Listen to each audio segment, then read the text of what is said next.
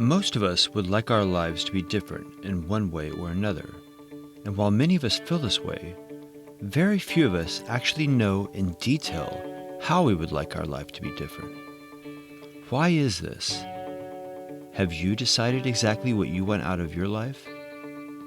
Listen as we explore the first part of goal setting, simply identifying what you want out of life. The Life I Deserve, sharing creative ideas, inspirational stories, and fresh perspectives that will empower you to live your life to the fullest.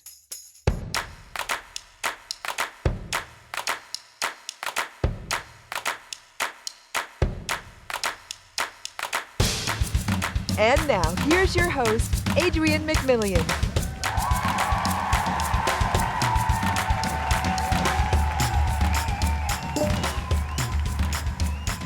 The Life I Deserve, Episode 7.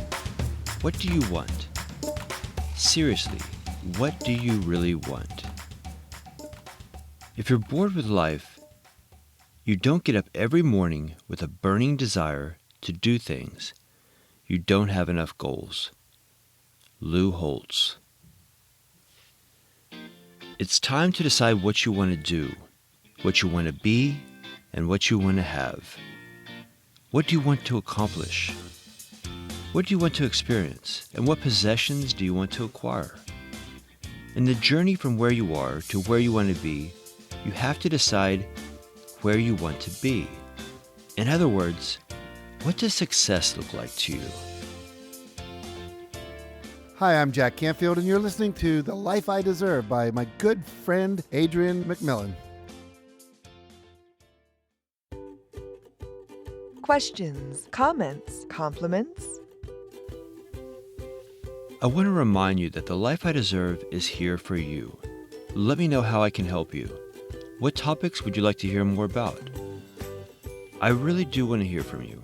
Reach out, visit thelifeideserve.com, and send me email or voicemail. From the website, click on the Contact tab. You'll see a button there that will allow you to record voicemail. Or, if you'd rather leave email, just fill in the form below the voicemail button.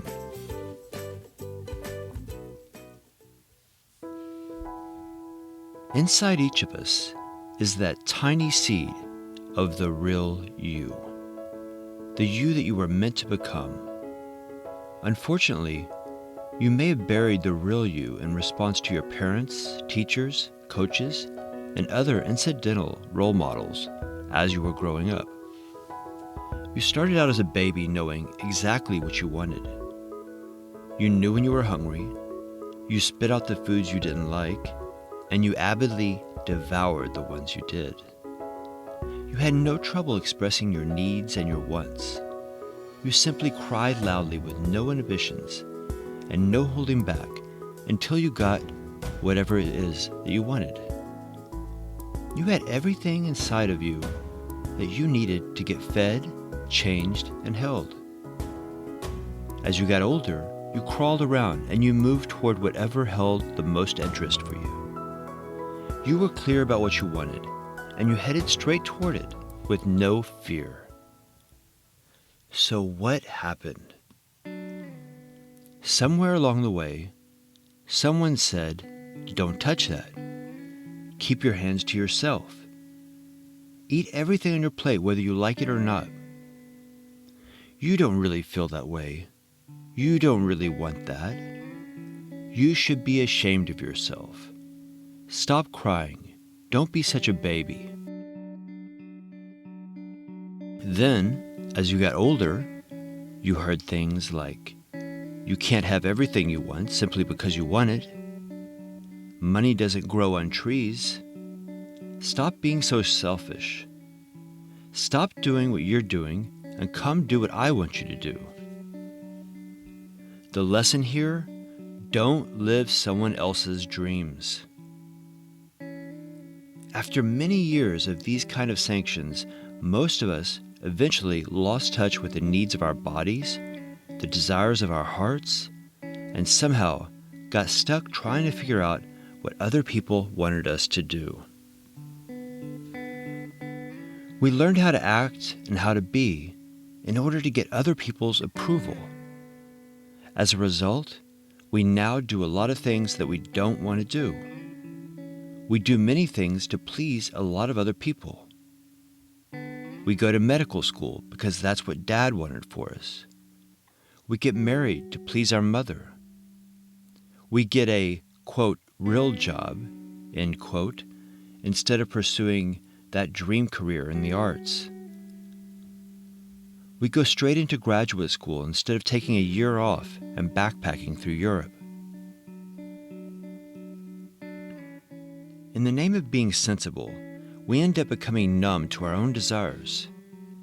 It's no wonder that when we ask many teenagers these days what they would want to do or who they would want to be, they honestly shrug their shoulders, saying, I don't know.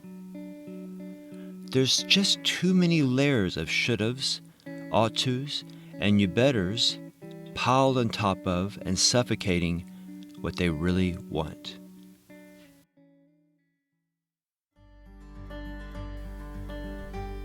So how do you reclaim yourself and your true desires?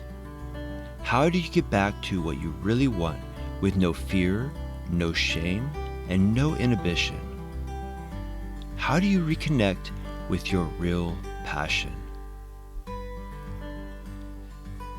You start on the smallest level by honoring your preferences in every situation, no matter how large or small. Don't think of your preferences as petty. They might be inconsequential to someone else, but they are not to you. The solution is to stop settling for less than you want. If you're going to reclaim your power and get what you really want out of life, you'll have to stop saying, I don't know, or I don't care, or it doesn't matter to me. When you're confronted with a choice, no matter how small or insignificant, act as if you have a preference. Ask yourself, if I did know, what would it be? If I did care, which would I prefer? If it did matter, what would I rather do?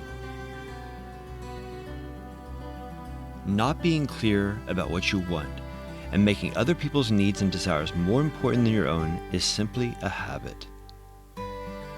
A habit you can break by practicing the opposite habit. Expressing your preference. Be decisive. One of the characteristics of successful people is given the choice between different options, they have the capacity to make decisions quickly. This is important. It allows you to decide and move on to the next task in front of you. I've been asked several times how to be more decisive. When given a choice, how can I make a decision quicker? Well, the answer is far more simple than you may have thought. You see, when you're faced with a choice, the decision falls into one of two categories. You either, 1, need more information about the options to make an informed decision, or 2, you have all the necessary information, and the differences between the options are negligent. If this is the case, just trust your instinct, make a choice, and move on. But if you don't have all the information, get more information, then make a decision. For example, I invest in residential real estate. If I was trying to decide between buying a new rental property in neighborhood A versus neighborhood B, I might not be able to decide because I need more information. So I may need to do more research.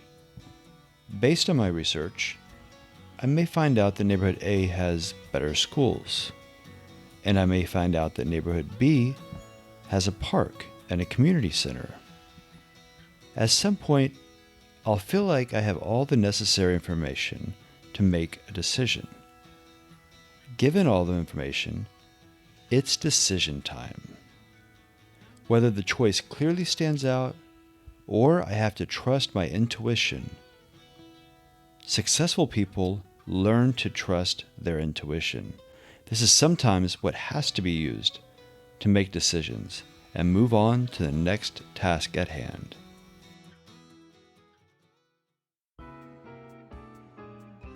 One of the easiest ways to stop settling and begin clarifying what you truly want is to make a list of 30 things you want to do, 30 things you want to have, and 30 things you want to be before you die.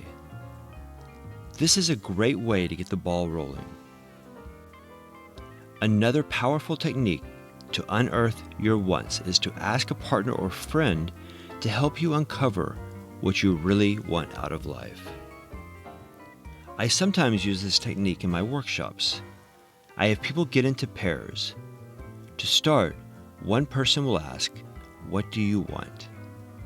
The other person answers with whatever comes to mind. The person asking will ask again, "What do you want?" The other person will answer again. This continues for several iterations. You'll find the first wants aren't all that profound. In fact, most people usually hear themselves saying, "I want a Mercedes," "I want a big house on the ocean," and so on. However, by the end of the exercise, the real you begins to speak. I want control of my life. I want people to love me. I want to be able to express myself. I want to make a difference. Wants that are more of a true expression of your core values. This is a great exercise because it not only uncovers some basic items that you want, but it also helps to uncover what's really meaningful to you, which can be used as your fuel, your motivation to achieve your goals. My first goals list was basically just a list of things, changes that I wanted in my life. I created it when I was 18 years old, living at home in a small town in Texas, working in the library at a local community college. My list included things like live somewhere with a sunny and comfortable climate, be able to travel to interesting places, have a new car, be able to buy all the clothes that I wanted, and many other items, probably about 20 items in total. At the time I created the list, I really didn't know anything about goal setting. I just made a list of changes that I wanted in my life. About 10 years later, I moved to California, and on my first trip home, my mom told me she found some things of mine. She handed me a box, I looked in the box, and rediscovered this list that I had made about 10 years earlier.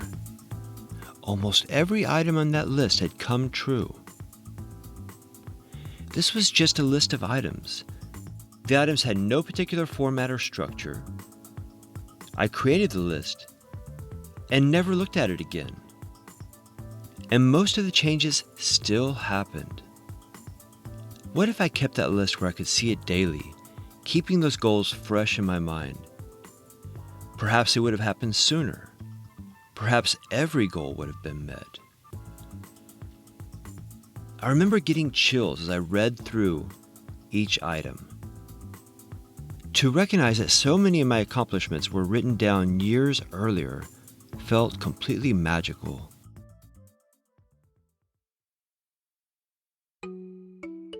Lou Holtz, the legendary football coach of Notre Dame, is also a legendary goal setter. His belief in goal setting comes from a lesson he learned in 1966 when he was only 28 years old. He had just been hired as an assistant coach at the University of South Carolina. His wife, Beth, was 8 months pregnant with their third child, and Lou had spent every dollar he had on the down payment of their new house. 1 month later, the head coach, who had hired Lou, resigned, and Lou found himself without a job. In an attempt to lift Lou's spirits, his wife gave him the book The Magic of Thinking Big by David Schwartz. The book said you should write down all the goals you wanted to achieve in your life. Lou sat down at the dining room table, turned his imagination loose, and before he knew it, he had listed over 100 goals that he wanted to achieve before he died. Big goals, like having dinner at the White House with the president, appearing on The Tonight Show, meeting the Pope. Lou couldn't wait to show his wife his extraordinary list of goals. He watched for her excitement as she read each goal aloud. Lou's wife was impressed. She said, "That's amazing, honey. But I need you to write down just one more goal. Go ahead and get your pen ready. Okay, write this down. Get a job." Lou set a total of 107 goals. At last count, he had achieved 102 of his original 107 goals, which included coaching at Notre Dame, leading his team to a national championship, and shooting a hole-in-one, not just once, but twice. Lou even accomplished a goal of landing a jet on an aircraft carrier, because while coaching at Notre Dame, Lou posted his list of goals near his office. This allowed the players to not only support Lou on the achievement of his goals, but help him as well. For example, one of Notre Dame's former players called Lou years later and said, "Hey, remember that goal you had for landing a jet on an aircraft carrier? Well, I'm now a pilot, and I can help you achieve that." Be sure to subscribe to the podcast so you can catch my next episode. I'll explain the optimal structure for setting your goals so they have the highest possibility of becoming a reality. It's trivia time. In my last show, the trivia question was, in what year was Liz Lyra a choreographer on Dancing with the Stars for Nicole Scherzinger and Derek Hugh? And the winning answer was submitted by Tracy Overton, who correctly guessed the year 2010. Congratulations, Tracy. Today's trivia question: which successful person in history was quoted as saying the following? "If we did all the things we are capable of, we would literally astound ourselves." Send your answer from the website, thelifeideserve.com. From the website, you can leave voicemail or email. Just click on the Contact tab. Again, today's trivia question: which successful person in history was quoted as saying the following? "If we did all the things we're capable of, we would literally astound ourselves." Go to thelifeideserve.com to submit your answer. The winner will receive a complimentary ticket to my next Success Principles workshop in Marina del Rey, California.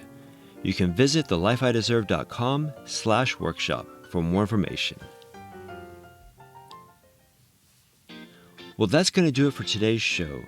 I hope you found this episode valuable. My mission is to use my love and creativity to inspire and empower those that I encounter to live full and meaningful lives by sharing lessons learned, tools for self-improvement, and life-changing perspectives. Subscribe to the podcast so we can take this journey together. I want to challenge you to create your I Want list and share it with a supportive friend or me. I would love to check it out. Thanks for listening. You deserve to be happy. You deserve to live a passionate, fulfilling life. Subscribe to the podcast so we can take this journey together. A journey of sharing, learning, and growing. A journey to the life you deserve.